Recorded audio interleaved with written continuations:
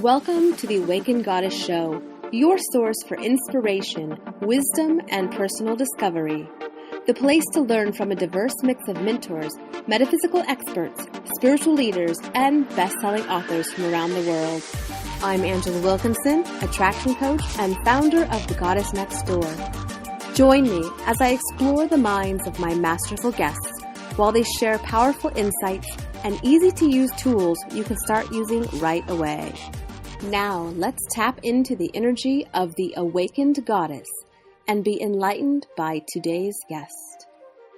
Hey everyone, I'm your host, Angela Wilkinson, and welcome to this episode of the Awakened Goddess Show. Katie Kozlowski has been dubbed the Queen of Play and is a divine channel, spiritual guide, and energy healer. Katie makes learning all of the heavy stuff fun while creating lasting change and deep healing magic. With a history as a professional actress, singer, and voiceover artist, she began to study energy work, spirituality, and the art of transformation after she was hit by a taxi when her boyfriend stood her up near her 30th birthday. She is now certified in Reiki, Rising Star, NLP, and has created her own process called Playful Transformation. She is a devoted student of master healer and psychotherapist Derek O'Neill, and her mission is to make spirituality, happiness, and love accessible to all. While powerful in her nature, her methods utilize play as a tool to access creativity and thus connect with the inner child and higher self. Before I welcome Katie to the show, I'm thrilled to invite you to join Spark Society, your virtual home to nurture your spirit and soul. Spark Society is a monthly lifestyle subscription bringing you a gorgeous source of inspiration, thought-provoking information, and entertaining content mixed with a bit of magic to help you create and live a life you love. Each month, you'll get a themed collection of spiritual brilliance and amazing resources to explore different areas of your life and help you thrive. As a Society sister, you'll get everything you need delivered to your inbox, full of exclusive content coming to you from myself and your favorite Awakened Goddess Show guests. Each month, we will explore a metaphysical or lifestyle topic in a fresh, fun way, and you'll have the opportunity to connect with other fun, aspiring, spiritual-minded women like you. So come on over to theawakenedgoddess.com, click on the Join Spark Society button, and join us for just $1 for your first 2 weeks of subscription. See you there. Welcome, Katie K, to the Awakened Goddess Show. I'm so excited to have you talking with me today about the power of play. How exciting is that? So welcome. Thank you so much. I'm so excited to be here. And any opportunity I have to talk about play is, that makes it a great day. So yay. I rhyme sometimes. Like I'm turning into Dr. Seuss. I think I just said play, day, and yay all in like one sentence. And believe it or not, I don't do that on purpose. It just comes out. So call me Shakespeare. It's in the flow. It flow. Well, I did call in the fairies before Yes. we started because it's like I felt, when I know about you, it's like I think you and I, we both have a lot of fairy energy around us. So, and I thought it was perfect with the whole play theme. Yes, I love that. Yes, that's one of the things where if you go to my website or if you watch my promo video, like, yes, that is me wearing fairy wings, riding a carousel in Brooklyn. Yes, that is me running through Central Park, dressed as a fairy, having tea with the Mad Hatter. And, we did that partly because, yes, I'm extremely playful and whimsical and, I'm all about sort of accessing the inner child and the fantasy within. And also, it's just fun. And the thing about it is that when I first started with that whole thing with like the fairy wings and stuff, it was light and it was playful, but that's not to discount sort of the power behind it. Mm-hmm. And I found that, it takes a lot of sort of confidence and strength to be playful. So, I'm finding that sometimes people look at me and they say like, oh, you're that play girl, you're that fairy. And I'm like, look out, don't underestimate the power of the fairies. We know that the fairies They are sneaky. They are smart. They are. That's why I'm glad to call them in, because we need them. We need the fairies. The fairies help us out. Yes. Yeah, and I think we just don't tap into their energy enough. We are, I think we're all just too serious about life a lot of times. Yeah. We are. And that's, that's one of the reasons why I kind of stumbled on this accidentally, because I was trying to create, like my brand and my business when I first started. And, my first ideas were like, live your soul now, live, laugh, love out loud. It was very like grandiose, the same way like when I was first starting as an actress, and they were like, well, what's your stage name? And I said, well, it's Catherine Lee Kozlowski, of course. And they were like, you're not Catherine Lee Kozlowski, you're Katie. Like, you're like this bubbly, bright person. You are not a Catherine. And I went, yeah, you're right. Same thing, I did branding exercises, and I got people to write down, give me words about who I was and all my skills and all my gifts. And, I wrote them all down on a big whiteboard, and like, there it was, like playful transformation. And I was like, oh my gosh, like that is the essence of who I am. And so, it happened by accident, but of course we know there's no such thing as, at least for me, I don't believe in accidents. Yeah. There's always a reason for everything. And so I went this route, and more, my mind is being blown, where I'm like, oh my goodness, like even I underestimated the power and the importance of play, and the importance of, being free to be who you are, and stripping away the limitations of sort of the definitions of what we think is right and wrong, because, I'm learning for myself. It's like, it's a humbling experience for me, because here I was doing this thing, and I was really just being true to who I was. And now I'm stepping back and saying, holy smokes, this is like no small thing. This is not a joke. Like, being playful, accessing your inner child is extremely important and extremely empowering. So, I say it was a happy accident, because it wasn't what I thought I was going to do. And then one day the two words, they just sort of jumped off the whiteboard and came together. And I was like, oh, what is this? Yeah. Okay, let's do it. Yeah, let's play with this. Yeah, exactly. And, even that, like the play thing, it's sort of funny because, well, it's not funny, but I always say it's funny because, and it's not funny. It just is. There's nothing funny about it, except that I got this idea, and, I have a teacher, his name's Derek O'Neill. And so he's my mentor, and he's sort of, the man that has enlightened me and taught me everything that I know, or reminded me of everything I've always known. And, I got this playful idea and was like, I'm going to do this website, and it's Play with Katie K, and it's playful transformation. And I was still a little bit like, I'm not so sure about this, because it's a little bit out there, and I'm a little bit afraid of like whether it's going to work or not. I really wasn't sure yet. And then sure enough, I went to a workshop with him, and, he's standing in front of the room, and he's like talking, and he's like going, God just wants us to play with him, like play with God, play. And I went, oh, he said play, he said it's play, and I was so excited, because there was an affirmation and a reflection of this idea that I'd had. And there was my teacher just sort of mirroring the fact that I had come up with it. And, again, like, yes, he's my teacher. I'm not looking for him to tell me, yes, it's okay, or no, it's not okay. But it was just this really beautiful affirmation of like, I thought this up before he ever said it. And then he sort of affirmed it. And I thought, cool, let's run with this, because I do think it's important. I do think it's amazing and transformational and profound. And, and like I said, like every single day I'm learning more and more the importance of it and the power of it, because, there's really, really, really something to not just playing, but playing truthfully, which is different than playing and not believing it, like playing just to sort of go through the motions. Yeah.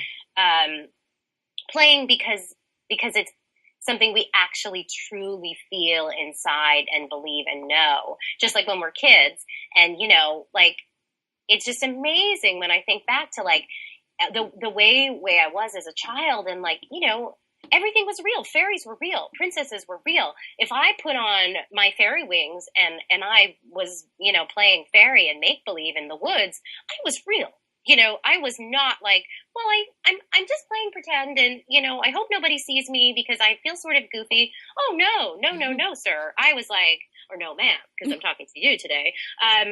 Was like, I was fully invested. There was no doubt whatsoever. So, I just think that's amazing that we have the capacity to do that as adults. Mm-hmm. Like, how fun. Yeah. And I love that you were able to embrace that because, I can only imagine that there would be a lot of people that say, play, what are you talking about? Seriously? Like, you want me to play and that's going to help me be more successful or have a better life? I mean, I would imagine that that you maybe went through that process of coming to terms with, no, this is enough. This is what we need to be doing. Yes. Well, and what happened was basically, I look at pictures of myself now and I look at pictures of myself as a child, and my face is exactly the same now. Like, I've done things where I put pictures side by side and I look the same as I did as a baby. Like, we're talking the same, like, same smile, same energy, everything. But that wasn't always the case. And, I went through a huge period of healing. And, what's so amazing about the fact that I went through this process is that's one of the reasons why I can speak to it and I can, like, back it up and say the power of this playful transformation and the power of tapping into your inner child is that, I went through it. Mm-hmm. And my history between the time I was like 5 and the time I was 30, when I decided to go on this journey of sort of transforming myself back into the perfect little gem I was as a baby, there was so much trauma and there was so much hurt and abuse and, you name it, like alcoholism, suicide, rape, like the laundry list of like horrible things that I experienced is really long. Mm-hmm. And, I talk about it sometimes I don't talk about it because, our experiences make up who we are, right? And they sort of create who we are. And yet we need those experiences to create who we are. And so if I hadn't had them, I wouldn't have come to the realization that, like, it wasn't serving me to attach myself to them the way I was, mm-hmm. and to decide to sort of strip it all away. And what happened for me was I began to unravel the puzzle, and it's sort of like, I always talk about it like it's a big, huge ball of yarn, or like that scene in National Lampoon's Christmas Vacation where he hands Rusty the ball of lights and he's like, untangle these. And the kid is like, what the hell? Like, this is going to suck. Yeah. To me, that's what our lives sort of look like when we become unconscious. Mm-hmm. It sort of gets knotted up into this giant ball of like stuff, and it's all tangled. And then one day we sit down and we go, I'm going to start to untangle this. And for me, just because I was naturally positive, I've always been positive, didn't matter sort of what happened to me. I always erred on the side of joy and light, just because it's who I was. I was able to come out the other side, and I was able to deal with all of that trauma in a way that, served me. And it wasn't as scary as it had to be. And I realized, there's something to that. And that's something that I can teach people is, how to use this to help you sort of get in there and go through the process of untangling that ball of Christmas lights that is your experience, mm-hmm. and your life, because, we have choices, and so it can be easy or it can be hard. And I feel like it's really scary and it's overwhelming. And so it happens all the time now. Like, I never thought I would say this, but like, it's like Mary Poppins, a spoonful of sugar helps the medicine go down. Like, I'm Mary Poppins in some ways. I never intended to be her, but I do feel like, look, a little bit of fun, a little bit of joy, a little bit of light around your life will just ease the process. It'll ease that fear around stepping in and looking at what's really going on. Mm-hmm. And And it does serve you, because in the end, it's not as bad. It's never as bad as we think it's going to be. And so it just sort of like interjecting it with like this little bit of like sparkle and magic. At least for me, it really, really helped me. And so that's kind of the whole reason why I'm here doing this, is because I sort of took my own life and went, wow, this really helped. This really worked. And I'm just naturally positive. I'm just naturally bright and playful. And, it's just who I am. And so I figured, hey, I may as well take advantage of who I am and why everybody likes me, and use that instead of trying to be something I'm not, which is like this very serious, austere, is that what it is? Austere, I think, is the word I mean. Sometimes I make up words. But like this very stern, powerful, serious teacher. And I'm like, that's not me. Mm-hmm. I'm still powerful. We're always powerful, even if we're playful. And actually what I came to realize is that being playful and being like your inner child is actually, surprisingly enough, the most vulnerable way you can be, because you are completely stripped away from all of your sort of limitations. You're completely naked, like a baby. And that's super spooky and scary for some people, but like once you do it, it feels amazing. Yeah. It's like a naked baby running down the beach. I don't know. I just got that vision, but I did. Naked babies are just like, wah! They're just naked. They don't know. They're just happy. Yeah. So I don't know where that came from. You said we were going to just go freeform, take it where we go. Right. I took it to naked Buddha baby running down the beach. Yeah. So that looks fun. Well, and I think about the coaching industry and therapy, because I'm a trained therapist, and what we learned in that training was that you want to be this blank slate, and I found that I would just go really serious, like you said. It's like I almost was kind of conditioned to just take it there, go deep, and that it had to be serious. It had to like look like a certain way. And so I love that you're kind of going to the other end of the spectrum, where you bring forth the light. Right. Yeah. Yeah. Thank you.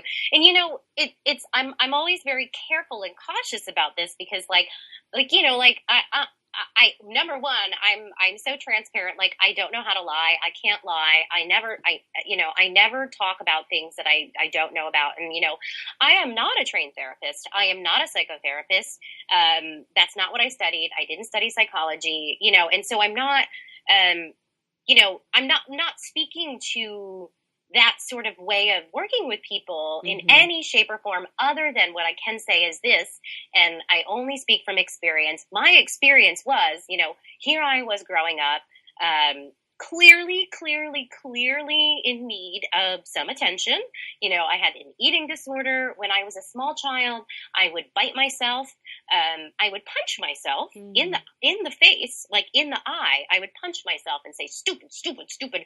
Now, my parents saw that, and they were like, is this what normal kids do? They just like, and God bless them. I love my parents. There's nothing about them. It's just that here I was, like, and I was so desperately in need of help. Like, I really was. And it was so obvious that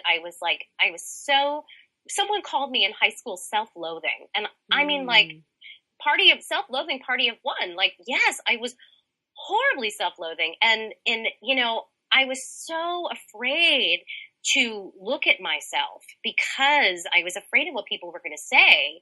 Like, I was terrified, because I was afraid if I walked into a therapist's office and I sat down, they were going to say, like, wow, you're really messed up. Like, you're really self-loathing. Like, you're this, you're that, you're blah, blah, and because my subconscious knew all the stuff that had happened to me, right? Like, I knew everything. I just didn't want to look at it. I was too afraid. And so I dug my heels in until I was 30 years old, where I wouldn't get help. I would not walk into a therapist's office. If you paid me $1 million, I would not go. So one of the reasons why I thought about doing this and wanting to create this is because I just felt like, different strokes for different folks, right? And that's one of the amazing things about this world is there's like billions of us on the planet, right? And so there's got to be something for everybody, right? And so therapy works for millions of people, and that's fantastic. But for me, somebody who was afraid, I wanted to create something that was got at it from another angle. And and from my standpoint, like here I was somebody that needed help, and I wouldn't go. Even, people would say, maybe you need some help. I don't need help. I don't need help. That's not my problem. Thank you. And then God bless me. I was doing the best I could. And so when I found healing and I found the energy work, it all began to open up for me. And I began to heal, and I began to heal at a very rapid pace. Like almost overnight, I transformed. And so I thought, well, gosh, there's got to be something to this, because, I went from somebody that was in abusive relationships and drinking too much and toxic jobs. And I got hit by a car, and I got assaulted on the street, and, all of this pain, like cycles of pain and pain and pain and pain and pain and pain and pain, until I finally went, this has to stop. Like, I don't know what to do, but this has to stop. And I need a way to figure it out. What do I do? And so I found healing. And so I thought, well, isn't this amazing and wonderful that this worked for me? So there's got to be other people out there that need help, that are looking for ways to heal. And they're maybe therapy's not the thing for them, or maybe it's not the doorway, I think that we all have different paths. And so like, if using play can get somebody to just open their heart enough to understand what they need or what has happened to them, then maybe they can find the therapist that can help them, or maybe they can find the healer that they need, or whatever it is. It's just about opening the heart, opening the mind, opening the door to whatever you need, because play is safe, even though it's scary. It's universal too. I mean, we didn't have to learn how to play really as children, and through the years, we kind of forget how to play. Yes. And so I love that, that's the doorway that you find that you can help people transform, because it's really something that it's like riding a bike. Once you know how to do it, it's like just kind of getting a little bit of, remembering how, and then off you go. So, okay, you got hit by a taxi. Around your 30th birthday. So, and that was like a huge turning point for you. So let's talk about that. And so then what subsequently happened after that created this kind of this quick transformation for you? The heightened, the fastest transformation ever. Well, and I always talk about this story just because it first of all, it's sort of like people go like, wait, what? Because I always say I got hit by a taxi like around my 30th birthday, and it was the best thing that ever happened to me. And they're like, huh? What? Like, it's so hard for people to understand why I would be grateful that I got hit by a taxi. And yet I love it. I'm like, look, if I didn't get hit by that taxi, I would probably, I don't know. I can't say for sure where I'd be, but like, I might be under the ground. Like I was in big trouble. It was not going well. I would definitely be like, I would have mascara like down to my ankles because I was crying all the time. It was very sad. I was having a very hard time. But so, it was right around my 30th birthday. I had a job as a Scotch ambassador, which basically meant I made my living going out at night and buying people whiskey and drinking it with them. That was my identity. That was how I identified myself. That was how I made my money, which meant that I spent all my time with people who were drinking. Yep. I was, eating like a crazy person because I was drinking all the time. So I was always hungry. And people were giving me food, like they were giving me steaks and lobsters, and it was amazing. I was the glutton, right? I had all this stuff. I had a boyfriend who was, not very nice to me. We'll just put it that way. He was pretty horrible, completely not supportive, like, not around. I was gonna say emotionally unavailable, probably. Well, yeah, beyond that, super duper, like, we'll just put it this way. This is like, I have the funniest stories, and I am so sorry to say this out loud, but it's true. He had a giant stuffed puma, like a cat that he would sleep with at night. And I would wake up in the morning and he would be spooning his puma. And I'd be like, well, what is this? My friend and I actually wrote a song about it because it was so funny. Because I was like, every morning my boyfriend is spooning his puma and he should be spooning me. Yeah. And she was like, that is a song. Like, I'm sorry, your life is funny. That's a song. But so I had all of this pain and this trauma, and I was just feeling like really, really down about myself. But I hadn't really thought about it much. I just knew that, like, things maybe weren't necessarily the best that they should be. And so I went to work one night. I went to do one of my Scotch demos. And, my boyfriend at the time did not show up. He stood me up. And I was texting him and texting him and texting him, like, are you coming? Are you coming? Where are you? Are you coming? Nothing, right? And he was supposed to meet me there. And for like the first time in my life, they were like, would you like a Scotch? And I was like, no, I can't. I'm so upset. I can't even have a Scotch. And so I didn't even drink that night, which was like unheard of, because I was so upset about this guy not showing up. And mind you, it was about like probably the 20th time that he had done this to me. Mm-hmm. And so, I go to leave the bar that night, go to leave work. Mind you, I've not been drinking, I'm completely sober. My phone is dead because I've texted the life out of it because I've been trying to get in touch with this lovely gentleman that I was, dating.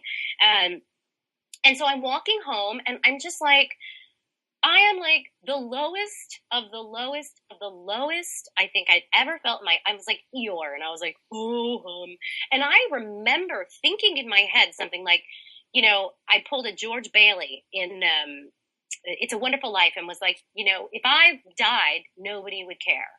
I literally remember thinking that to myself. And wouldn't you know, like, about 2 seconds later, this taxi cab just comes and plows into me. And, I saw him coming and I was like, he'll stop. Well, he did stop. And I think my higher self knew he wasn't going to stop. Yeah. Taxi plows into me. And so instead of getting hurt, right, which is probably what I wanted to happen, I turned into like some sort of like superhero. I bounced up and like literally, like when I say this, like I'm not even kidding. If someone had a video camera, it would be, I wish they had filmed it, because he hit me. I bounced off the hood of the car. I rolled in the street. I did like a barrel roll. I popped up and was like, whoa. And I just kept walking. And the taxi kept driving, and all these people came running, and they were all like, "Oh my God, why are you not hurt?" And like, you stay still, ma'am. And I was stunned. I checked my knees, I checked my elbows, I checked my face, and I was dressed like a superhero too, because I was wearing knee-high boots. No way. Long black trench coat, and I was dressed for a night on the town, but like. No, I wasn't even dirty. And I stood up and I like literally in that moment was like, oh my God. Thank you. I gotcha. I heard you loud and clear, universe. Okay. And so the police came, the ambulance came, and they were all so mean to me. They were all mocking me. And they were like, don't you have some boyfriend you could call? Like, don't you have somebody you could... Like, what do you mean your boyfriend stood you up? Like, ha, ha, ha. Like, they were laughing at me. It was the most, like, phenomenal, like, scene from a movie, like, you've ever seen. I mean, it was amazingly, like, so clear to me. And I walked home that night. I walked home after that, crying 20 blocks to my apartment in New York, thinking to myself, this has to stop, and this has to stop today, because I am a nice person. I am a loving person. I am not bad to look at. Like, I'm a pretty person. I am like really, really, really nice. I deserve good things in my life, and I'm tired. I'm tired of this.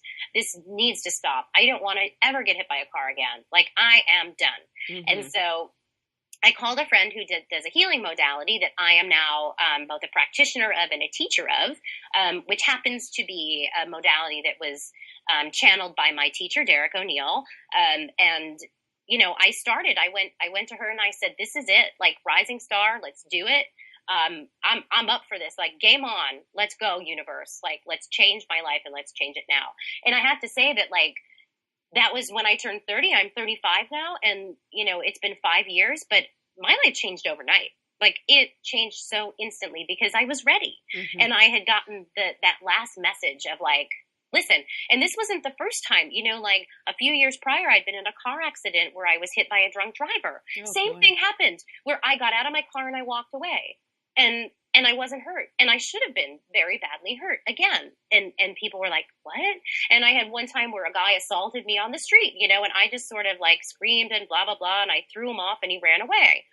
And, you know, it was like, it just kept happening and happening and happening and happening to the point where I got that message finally where it was like, you have got to stop not listening. Listen to the universe and listen to yourself, because I know how valuable I am. I know how smart I am. I know how wonderful I am. I am not a piece of crap on the sidewalk, you know, getting stepped on by people. That's not what I am. I'm this beautiful, sparkling little gem, and nobody's gonna pay attention to me if I don't start paying attention to myself and taking care of myself. Mm-hmm. And so I made a contract with the universe like then and there and was like, that's it. Like, we're done. No more. Yeah. You're like, enough is enough. Yeah, like that song, enough is enough is enough is enough. I don't know who sings that, but now I want to listen to it. I know exactly what song you're talking about. I don't know if other people do. It's like frantic. Enough is enough is enough. I feel like that should be my theme song or something. But it literally was like that. And so, you know, that's one of my missions is like that, you know, I'm very lucky that I was able to get the message and that, you know, I bounced off the car and I didn't get hurt. And what a blessing for me. But I feel like, you know, not everybody's that lucky. And so I'm putting a call out to everybody saying, look, if your life is not going the way you want, if you're feeling the call to sort of change your life or to change what's happening, to like make the shift, do it. Do it now, you know, and I'm a teacher and I'm sort of like, you know, and I'm a healer and I'm a channel and, you know, I'm all that great stuff that we all are. But the biggest thing I am, I feel like, is I'm a storyteller, because that story is so, it resonates with so many people because it's happened on so many levels. You know, mine was a taxi and this boyfriend that really stunk big time. But, you know, before that, it was, you know, a boss that date raped me. And before that, it was a guy in high school that told me he was going to take me out to lunch. And instead, he took me to his friend's house and took me in the attic and cornered me, you know? And so it's like, I feel like this is happening to all of us left and right. We're getting the messages. These things are happening. And for me, it's like, you know, I'm lucky enough to be able to say it with a smile on my face and be like, hey, it's okay. So that makes it okay to sort of look at it, talk about it, and change it. Because for me, I don't think that we should have to suffer like that anymore. I don't want anybody to suffer like that. And, you know, if you want to suffer, like, cool. You know, hey, I let myself suffer for a long time. But you don't have to. Yeah. You know, and so that's the gift of all of this is like, hey, guess what? We don't have to, like, that bad stuff doesn't have to happen. And the fact that I was able to change it overnight is like proof. Like, the proof is in the pudding. You know, it's like, whatever that statement means. That, you know, like, it works. Yeah. This stuff works. Well, and like you say, some people, they get stuck in the kind of like the victim role. And I love that the resilience you had to maintain your positivity and stay in kind of that lighter energy. So I'm wondering, for people that are finding themselves kind of feeling like a victim and feeling stuck in that heavy, like, oh, why is this happening to me? Why does it always happen to me? Those kinds of things. Like, what would you, from pulling from your own life, what do you think would be helpful for them? Well, I think that, you know, one of the first things is to, I always talk about it in terms of like becoming sort of friends with yourself, becoming friends with all of yourself, meaning, you know, like don't be afraid. Like when I was younger, I was afraid to sort of look at who I really was, and that really scared me. You know, to be able to sort of look at it and just recognize it and know that it's okay, you know, and like that takes courage. That takes sometimes help, you know, and that's something that I think is amazing, is that we all have the ability to, you know, reach out and get help from so many different ways. And even if it's something as simple as like, if they listen to your podcast and they find that helpful, right? And it's like that, just that one act of like listening to something is going to change things for somebody. Like, do it. You know, read that book, or, you know, go listen to that person speak, or, you know, just spend some time like journaling, because what I did, the way I started, and before I even got hit by that car, you know, I really loved self-help books. And I just finished, you know, sort of like, I started kind of going through these books, and I hadn't really done the sort of healing work yet, but I would get them, and I would, you know, like I loved Louise Hay, and I loved, you know, like Wayne Dyer and some of these others. And so I would pull the books out and I would go through and I would like read them and make notes. And I have a million of them, and they make me laugh because I go back and I read sort of what I wrote in the margins. And it was always like, oh, that's like me and Tom, or like, oh, that's like the way I felt with my sister, or, you know, and I began to sort of sift through it. Like, it's sort of like mining for jewels, or like, combing the desert, you know, like I began to sort of sift through everything like it was, sand in a whatever, a sand, like a scavenger hunt. You know what I mean? And like, yeah, exactly. Or like, I remember when I was a kid and we did the thing where we did the digging for jewels, right? And so it was sort of like, you know, it was a make pretend one where you would go and you would mine for your crystals, which is not, oddly enough, something I really enjoyed doing as a kid, digging for crystals. But so I would, you know, you would go and you like get this big trough of sand and you just sort of sift through it and then you find stuff. That for me is sort of what this process is all about, is like digging through the sand and finding your jewels. Because, you know, in my belief system and then the way I think about things is that, like, look, you can begin to do that, right? You can begin to sort of sift through and find the things in your life that have happened to you. And it's up to you whether you label them a jewel or a scar, or like a piece of, as I referred to myself before, is not like doo-doo on the street. Like, it can be doo-doo or it can be a diamond, you know? And that's actually like, you know, coal, right? They say like coal, when it's under pressure, right? That's how you make diamonds, I believe. So that's sort of what it's about, is finding the things, focusing on them and looking at them and saying, okay, so what can I learn from this? What did I get out of it? You know, what are the good things it brought me? And then all of a sudden your piece of coal has turned into a diamond. And I'm really sparkly these days. And that's because I have turned every piece of crap into some sort of diamond. I'm a master of turning crap into diamonds. You know, well, fairies love sparkly things. I love sparkly things. Well, and I do love sparkly things. And growing up, my mom used to be like, "Why are you so gaudy? You're so sparkly. Like, you love sparkles." And sequins, I'm like, and glitter and confetti. Yeah. Oh my God. Yeah. Like anything fun and playful and whimsical like that. Like, I just love it so much.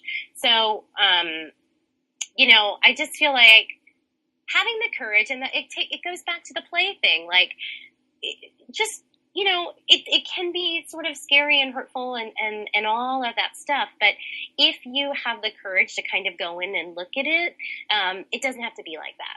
And you can actually go through this process and you can begin to find those things that maybe are bringing you down and turn it into something that raises you up. Yeah, because I think that going back to the vulnerability piece, I think so often we try to hide those things that we kind of judge about ourselves as icky or or shameful, or, like some of the things you experienced in your past, like being date raped, or, a lot of times I think we take those on as, oh, it was my fault. Yes. Versus, oh God, yes. And then we kind of hide it. Oh, I don't want anybody to know about this, that I did this in my life.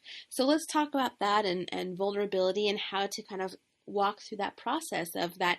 Really, it's like, it almost feels like you're holding your feet to the fire when you're like walking through that, becoming more and more vulnerable. Yes, yes. Oh, I love that so much. And what I love about the fact that you just said that is two things. One, we talked about coal, right? And coal, like you burn coal to make a fire. So if you want to change your life, you've got to sort of put yourself in the fire. So I absolutely love that. And the other thing is that, you can walk on coals and not get burnt. And you can. That is a true thing. I know it because, when I started learning all of this energy work and Reiki and healing, one time I grabbed a scalding hot cast iron pan from the oven and I didn't burn. It made a sound and my boyfriend at the time was like, oh my God, like we have to take you to the hospital. And I was like, no, don't worry. It's going to be okay. I'm not suggesting everybody go out and grab a scalding hot iron pan and see what happens. That is not what I recommend. But because I had trained and I learned how to sort of control my mind and the way I respond to things in my life, that's how I was able to not burn. So it does take skill. You can learn how to do it. There are things like fire walking workshops and stuff where you can learn this stuff. But so that's one of the things. The other thing is that it's exactly like what you're saying, because, it wasn't until I did the healing that I sort of was able to look at myself and say, oh my God, I was, extremely hurt, or that really traumatized me. And you know what? It wasn't my fault. It wasn't my fault, because up until the time I did the healing work, I assumed it was all my fault. I took all the blame. I was stupid and I shouldn't have gone on that date, or I should have known better that he was going to do that, or I was dressed too sexy, or that's what I get for like being flirty, or or because the thing that stayed in my mind, and that's the thing that's so interesting about this work, is there are phrases that will stay with you forever. And it's one of those that like, and this is a horrible thing and it still makes me cringe, but that phrase of like, see what you do to me? You see what you do to me? And like, and it's like such an icky thing. It just like icks you out, but it icks you out more when you actually, when it triggers in your mind the memory of like, oh my God, like when that happened to me as a child, that's what he said. And so, it's a tricky thing. It's a very serious thing. And it's something that I don't speak about this just like, hey, it's cool, everybody, like, let's talk about our rapes. No big deal. It is not just no big deal. It's a very big deal. It's a very serious thing that you want to approach with love and care and light and find somebody that you can work with, that you can trust. Find friends that you can trust. Trust yourself, because it is something, being vulnerable it's a huge important piece of who we are. One of the things I talk about in the ebook that I just released is that, like our secrets, right? We stuff them down, and in order to free ourselves from them, we've got to let them out. But that takes time, and that takes care, and that takes caution, right? And you want to gently do it. You don't want to just bam say, okay, I'm gonna, I've been a baby for too long, I'm gonna just tell everybody about this. That's not really the answer, but knowing that sometimes things happen to us and it wasn't our fault, or if you're like me, that, well, it wasn't my fault necessarily, all my fault, but I do take some responsibility for the fact that it happened, and that's a very hard thing for people to ever wrap their minds around, that like, wow, I might have attracted this. Wow, I might have played a part in this. I think that's one of the reasons why we don't want to look at it, because that means that then we have to acknowledge that we did play a part in it, because all of those things that happened to me, like, yeah, it wasn't my fault. I didn't ask for it. Right. But I also didn't have any self-esteem, and I thought that I needed to use my body, my boobs or my sort of sex appeal to get anybody to like me. Mm-hmm. Now, yeah, maybe I learned that from somebody else, but in retrospect, I'm a grown-up now, and I can see, well, I really did kind of play a part in that. That was, there was a piece of me involved. And so, I feel like that is sort of one of the things that makes it a tricky territory, because we want to find and strike the balance of taking some responsibility, not all of it, but just recognizing the truth in the fact that it happened. And the responsibility that we end up taking is more just recognizing, like, who we were then mm-hmm. and how we felt about mm-hmm. ourselves mm-hmm. than anything else. Because I know that for me, when that happened to me, especially when I was a grown-up, when I was like in my 20s and my boss took me to his house in Brooklyn or in Queens or Long Island, wherever it was. And I was too afraid to call the police. I was too afraid to use my own money. Mm-hmm. I had $20 to call a cab. I could have taken my money and gotten out of there. I did have choices.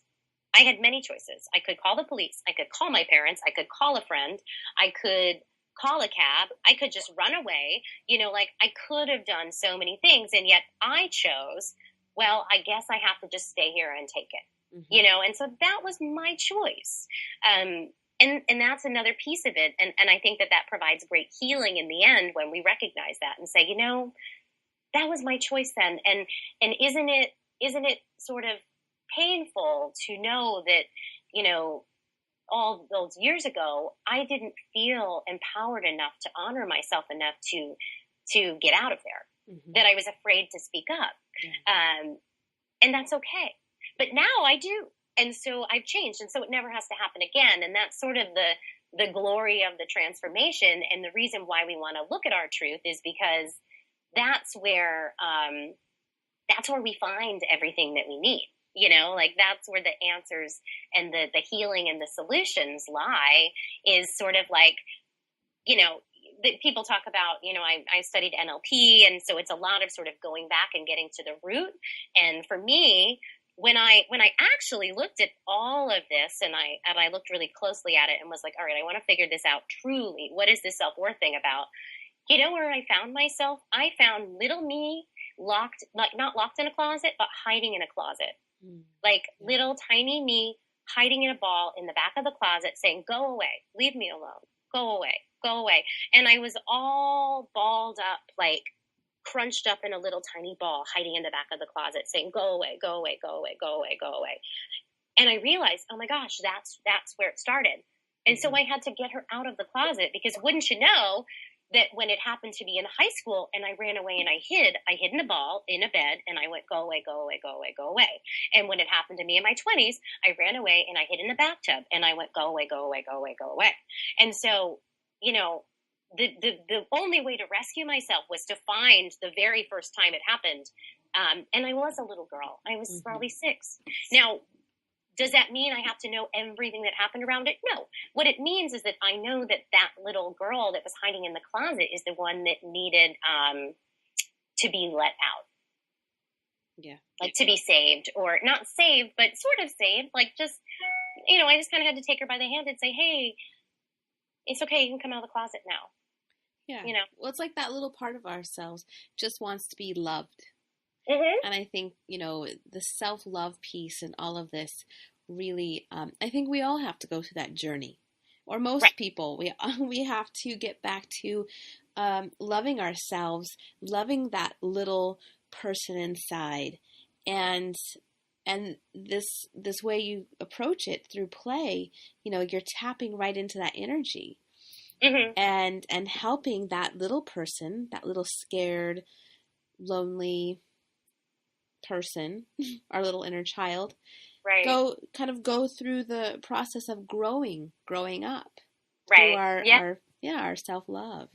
Right. Yeah. I mean, it was a fascinating process for me, and so that's sort of that's why I feel so strongly about it, and one of the reasons why I'm fully invested in it and the power of it is because I went through all of it. And like I said, like I am 100% transparent and truthful.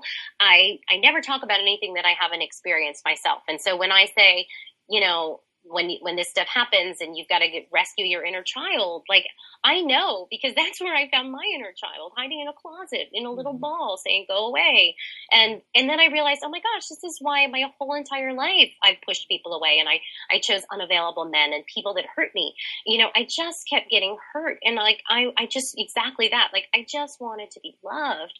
And I didn't know how to express it or how to find it. And, I kind of had to go in there and be like, hey, little one, it's okay. You can come out now. Everything's safe. It's safe now.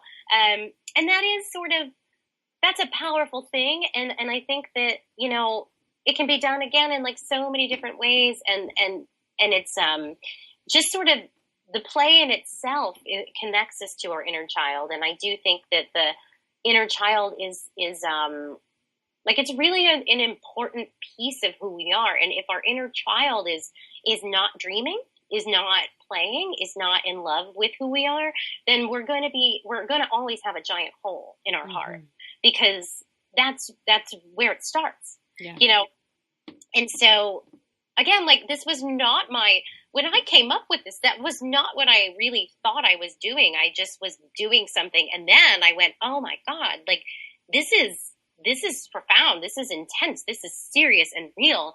And, the other thing is that, like, children are perfectly wise. Children are so wise. They know everything.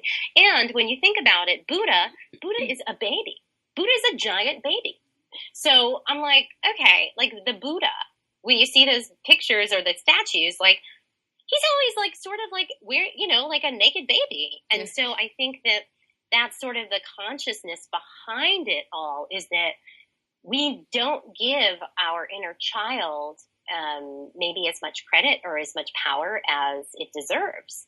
And all it needs to do is be recognized. And then we can maybe, see where it takes us. Is it a foolproof formula for success? I can't say. For some people, maybe, but I don't really think that's what it's about. I think what it's about is just giving yourself the freedom to heal, however works for you. And this is an avenue that, I think works for a lot of people. Like I said, like I can never say for sure, because who knows? I don't know everything. I'm not the master of the universe. I know a lot of stuff. I've seen a lot of stuff, and I've experienced a lot of stuff. And, and that's where my heart lies, is in communicating what I've experienced and, giving it to people so that they can try it, and everything I do is created from my heart and my experience and who I am. And, I'm playful. So I'm going to bring that to the table because why not? That's right. Well, and it's important that we bring that lightness into our life. Right. Because reality often is just so heavy. Yeah. And to balance that out, we need to bring that and integrate more of that into our life. So I'm curious, what practical tip do you have for the listeners to help them start playing more and just integrating this into their life? Oh, wow. A practical tip. I think that the most practical tip of all is this. Find that one thing that you used to do as a child that you stopped doing, that you love, and do it. Because I think that for so many people unlocks the key to everything. Like, I talk to clients all the time, and they're like, well, I used to draw all the time and I stopped. Okay, great. Why did you stop? Just draw and see what happens. I loved to sing as a kid. Like, I would sing and I would dance and I would like climb trees and sing, and so one day I was like, you know what, I'm going to just like climb a freaking tree and sing a song, and I'm going to see how I feel. Or I'm going to go to the playground, like I'm going to go on that slide. When I was in Ireland, I was at a workshop with my teacher, and I went on this walk, and I found this amazing, amazing playground with this massive, massive tower with this metal slide. And it was raining. It was pouring rain, and I was there in the rain, and I was like, I would never have done this as a kid because I was too afraid of heights, and I was too afraid of going fast. And I was like, somebody tells me I've got to climb this thing, and I've got to go down this slide. And it was pouring rain, so it was like really slippery, and this thing was like really freaking high. Like, kids, I'm like, holy crap, 'cause I was scared. And I went on the slide, and because number one, because I'm a grown up, and so I weigh more, and two, the slide was wet. I was like, and I was like, wah! And I went down the slide, and I shot off the end of the slide, and I was like, that was so fun. I'm going to do it again. And it was just, for me, it was extremely profound because I was like, this is something that I loved to do as a kid. Then one day I got scared and I never did it again. And I was like, something tells me I've got to do this. I've got to do it at least once. And it really unlocked a lot for me. So that's my practical tip, is like, whether that seems practical to you or not, go find that thing that you used to love that you stopped doing and try it and do it, because it will ignite within you whatever it is that you've been sort of burying or hiding or avoiding. And it'll put you back in touch with who you really are. Mm-hmm. Because at the end of the day, that's what we want to do. We want to get back in touch with who we really are so we can be that person. Yeah. Oh, I love that tip. This would be so much fun. Just give yourself permission to do something that as a child you love doing and you haven't done in a while. Yeah. Like, if it's one of the women that I talked to once was like, I loved roller coasters. I'm like, well, get yourself a ticket, go to Busch Gardens and ride the roller coasters. And she did. And she was like, I feel amazing. I feel alive. And I said, well, great, because that's who you are. Yeah. And she had been in a major depression. Like, she had been in a huge depression. And all it took was that roller coaster. And then she was never the same. And so it really is. I think that's my other practical tip, is like, just always remember and know that it's not as complex and as deep as we make it sometimes. Like, it's really super simple. Like, healing is simple. Spirituality is simple. It's not meant to be complicated. It's not meant to trip you up or like mess you up or it's not like a science equation. It's super duper simple. It's like, show up as you are, where you are, for who you are, and love yourself as you are. And then the rest is just history. Like, the rest just happens. It's magic. Awesome. Oh, this was so much fun.